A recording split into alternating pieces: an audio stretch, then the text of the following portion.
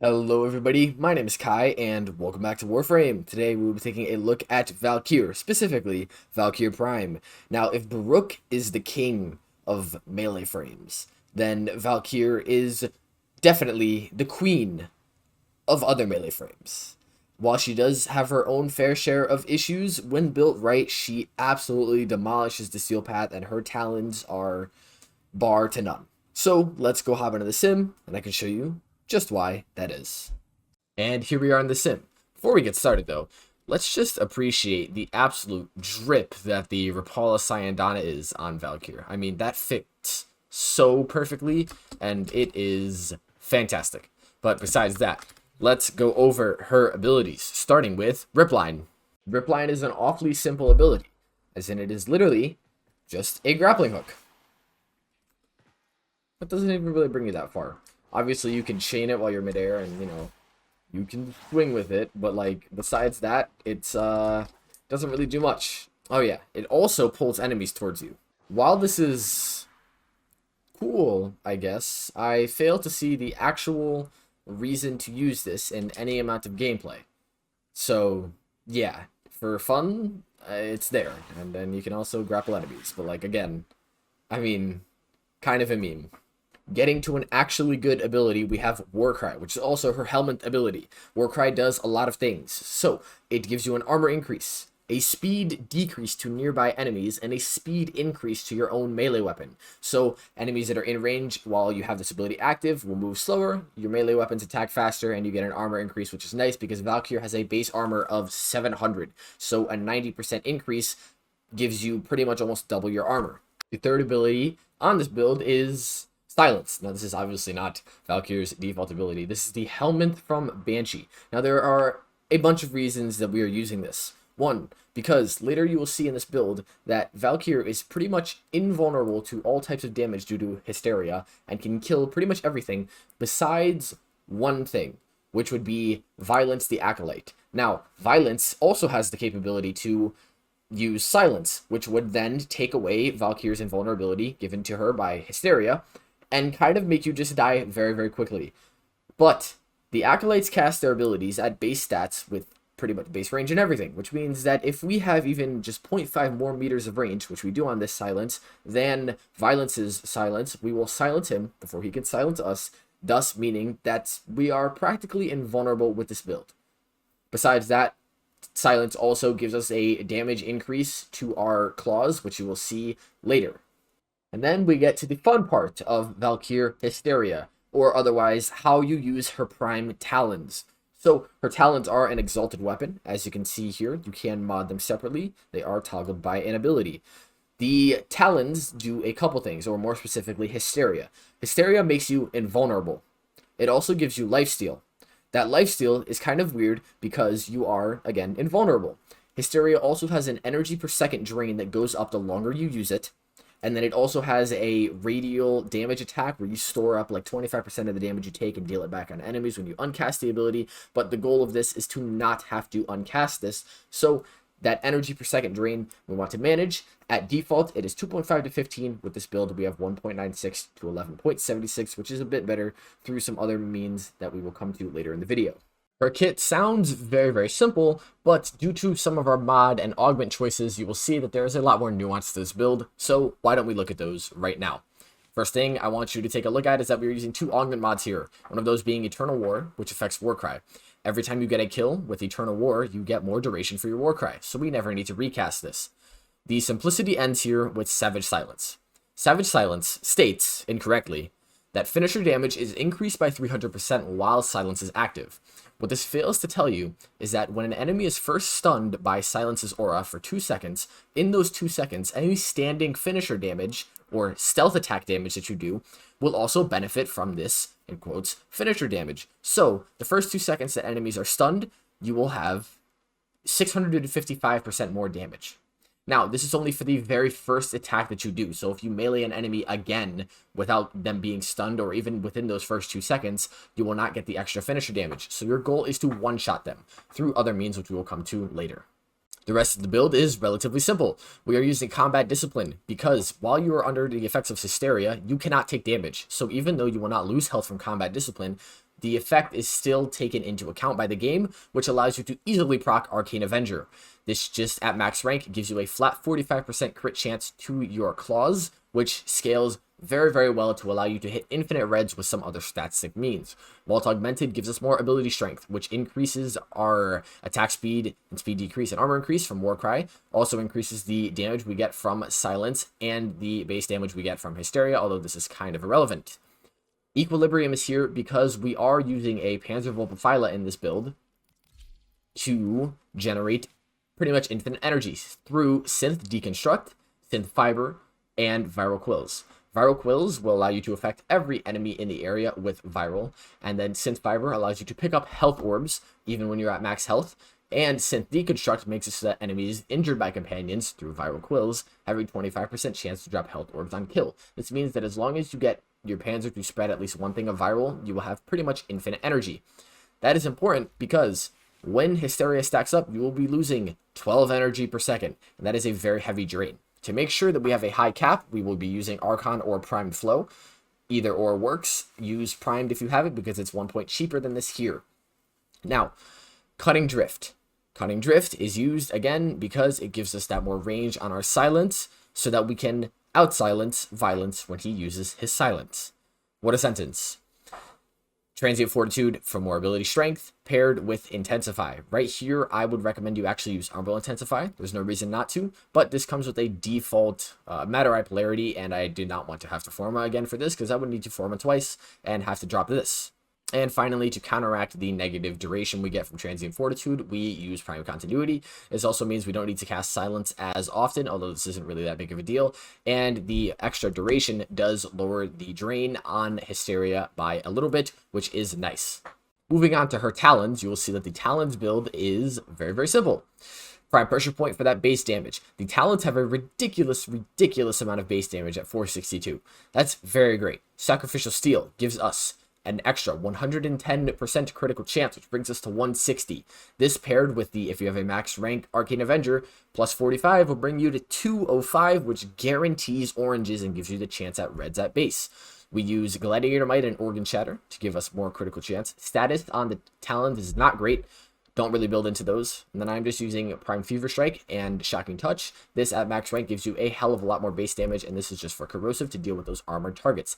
In this last slot, you do not need any attack speed. That is because we have a 1.5 attack speed by base, and Valkyr comes with Warcry, which gives you more attack speed, so we don't need that. And also due to the wonky hitboxes from her Hysteria stance, which is honestly not that great, and why most people just spin to win with her, because that is her best attack, which is still very inconsistent. The more attack speed you have, the more chances you have for some attacks to miss. Now, in this last slot, you can use a couple things. I would recommend using a Bane mod. This will just increase your damage by a lot, but you could, if you want to use heat or anything, but a Bane mod will do the best for you. And then Reach here gives us more range on our claws. Use Primed Reach, obviously, if you have it. Like many other Exalted weapons, her Talons do benefit from a stat stick in terms of using the Gladiator mods. Those being Gladiator Might, Gladiator Rush, and Gladiator Vice. These give you critical chance per combo multiplier. It's very easy to build combo on her Talons, so at 12x combo, you will be getting an extra 160% critical chance, which gives you guaranteed reds, and then with Arcane Avenger, just brings those reds into higher tiers, which means you do more damage. Now, another thing that I have on this build is the Blood for Life Parazon mod. With the recent changes to Eximus units, you can now pretty much finisher them when they're at 80% health.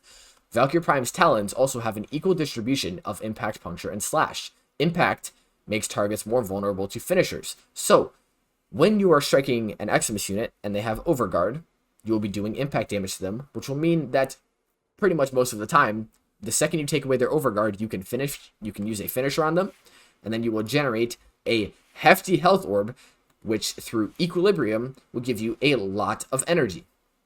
I also use the Matter Eye Focus School since we cannot use Xeneric because it is a toggle ability, so the Wellspring won't do anything. I use this for the Sling Strength and the casting speed, although you won't really be noticing that much because Warcry doesn't need to be recast. Hysteria shouldn't need to be recast only once you get to those maximal augmented stacks, and Silence is a very, very quick cast, also lasts for a very long time. With that being the build, I think it is best to showcase this in gameplay. It's not very great in the Simulacrum due to the lack of enemies, but I will show it very, very quickly here. Some level 125s. First thing we're going to do is just cast our Warcry. Then our Hysteria. For testing purposes, I'll group the enemies a little bit. Cast our Silence. And yeah, you kind of just, I don't know what they're doing up there. But you do such a boatload of damage that, you know, if I get these enemies back in here one more time, they all get affected by Silence for the first time. That's when you will be doing the most damage to them. Obviously, if they were closer together, I would be hitting them multiple times with that spin attack. This is what I mentioned earlier with the fact that her attacks and her stance have kind of a bad hitbox issues, but you will be able to kill them just in general fine without even getting the extra damage from Silence. So, it works fine. Yeah, 879,000. Not that bad if you ask me. But this is a Steel Path build, so let's go jump into the Steel Path, and you can see what it looks like in some actual gameplay. Here we are in Mott, in the Void, on the Steel Path, my favorite place to test things for you guys. One thing I want you to note is that I have an open slot on my Talons for this build. So obviously you will do way better than me if you throw a Bane in there, or literally just any other mod. But let's get it started. First thing that I like to do is use the invisibility to allow my companion to proc some enemies with those viral quills, because you need them. Let's get that extra strength. Proc Hysteria. Start killing, we get some energy. And then we can cast Warcry. Start going a little crazy with the reds. We build up our combo very, very fast. And now that we've gotten to a comfy spot, we can cast Silence. And just slide and insta-kill everything. Yeah, it's a stupid amount of damage, and you just have infinite reds all over your screen. Yep, not even a problem. You will, like, you can't take damage while you're doing this either, because Hysteria just makes you invulnerable. So, like, it's such a simple build. The only thing that you might, like, have some issues with is getting to the enemies when they're, you know, initially procced by Silence. And even that's not big of a deal, because you will just kill them anyways. Guess it again.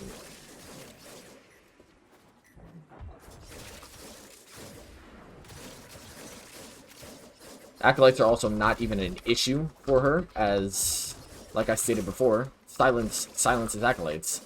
So they will just die very, very quickly as well. In fact, why don't I show you what it looks like when an Acolyte decides to show up?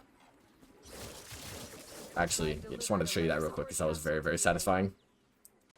One thing I should say, actually, is that enemies are affected by the Silence slow.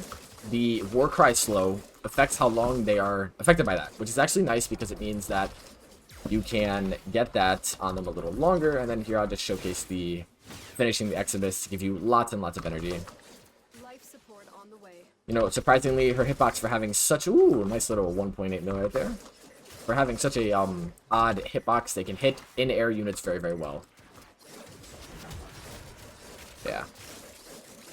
It's very, very fun to play, although it is a little bit more investment. But if you like Valkyr, then this build is going to do you wonders. And I'm not even using Silence right now, and I'm still one-shotting enemies. So it's not like you need it, but it's just comfort and safety, and makes it sure that you will one-shot everything, no contest.